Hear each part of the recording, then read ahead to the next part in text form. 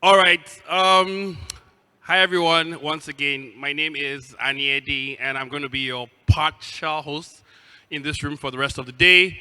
We're going to go on to the next talk on the agenda, and this is the keynote from the OSCA team. In my talk, I referenced both the organizers of and the conveners and the co-founders of the Open Source Community Africa, who happen to be the hosts and organizers of the Open Source Community Africa Festival. This is the third time successful edition. With all pleasure, I'd like to welcome two amazing individuals I've had the pleasure of working with at close quarters. They call me their mentor, but then they inspire me. Samson, Goddy, and Ada Nduka.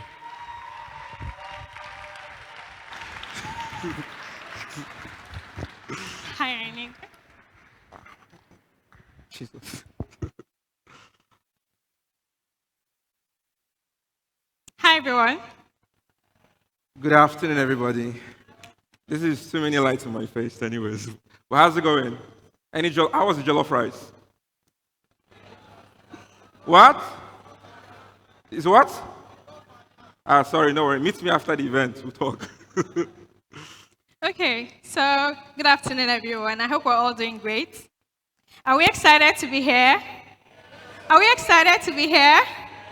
Okay, great. If this isn't your first time attending OSCA Fest, can you please wave up? And if it's your first time attending OSCA Fest, can we see some hands as well? Oh, okay. Great.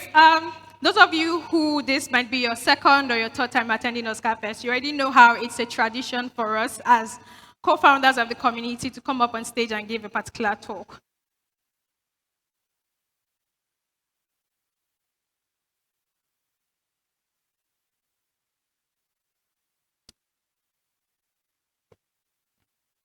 Okay, so we already know how open source is already a driving force globally, and it's empowering individuals and organizations. If we don't already know this by now, I'm sure that some of the talks and conversations that we've had on stage today, both on stage on Earth here and in other rooms as well, has provided some insights as well. We also do know that in Africa, the adoption and expansion of open source has continued to present some of these opportunities, including economic growth, innovation, and digital inclusion. Yeah, so speaking about open source, one of the interesting things about why the Open Source Community Africa exists is to make sure that we not just talk about what project looks like, but also behind the community. I'm kind of curious, like how many of you here has attempted to contribute to one or two open source projects, even if it's sending a PRO for just correcting dots or comma or maybe two letters? Raise up your hand. Interesting. Now, the reason for that is a lot of people that may have come all the way from outside Africa, or some of you here that are just hearing open source for the first time, or in this case, some of the OGs that have been in open source for quite a long time, like folks like Prosper Otemuyiwa. But then the interesting thing is, how does that number add up?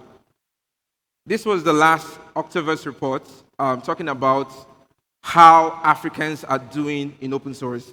So the data here you're seeing is backed up by GitHub, which is usually kind of an annual roadshow they do to kind of give people, not just individuals, but for companies to have the sense of like, where are the things, where are the people, and how do we hire?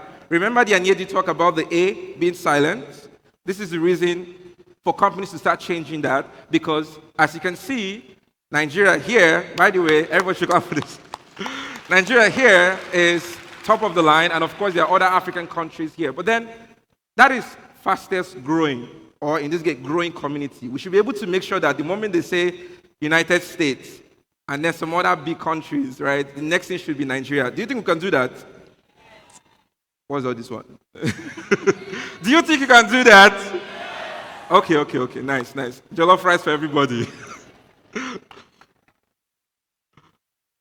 Now, the interesting question here, for not just for the open source community team, but also for everyone in the community is, what is the role for building an open source space? So the first thing that we think is very, very important to amplify is how open source is helping Africa as an ecosystem, well, the tech ecosystem in Africa, develop skills and also showcase talents. Anyedi made an amazing mention as to how OSCA Fest as an event is helping spotlight and put Africa on the map. A lot of people have been able to build more skills. A lot of people have been able to get more economic opportunities. I know people who have gotten their first-time job opportunities just by contributing to open source. And to us, that is a big way as to how we're expanding the ecosystem here in Africa. What we want to do and what we're continuously doing is showcasing that there are talents here in Africa. And not just users. Before we used to call ourselves the next billion users, but now we also want to become the next billion creators. And we're trying as much as possible to make sure that with the power of our community, not just from OSCA Fest, but open source communities across Africa, we're developing skills and we're also showcasing talents. Localizing open source solutions. First, before I say anything here, do we have any open source maintainer in the room? You've tried to, even if it's not public yet, you're trying to build the next React.js or something. Raise up your hand. Ukpo, what's going on? Nice. One of the interesting things is why we have an amazing open source project out there.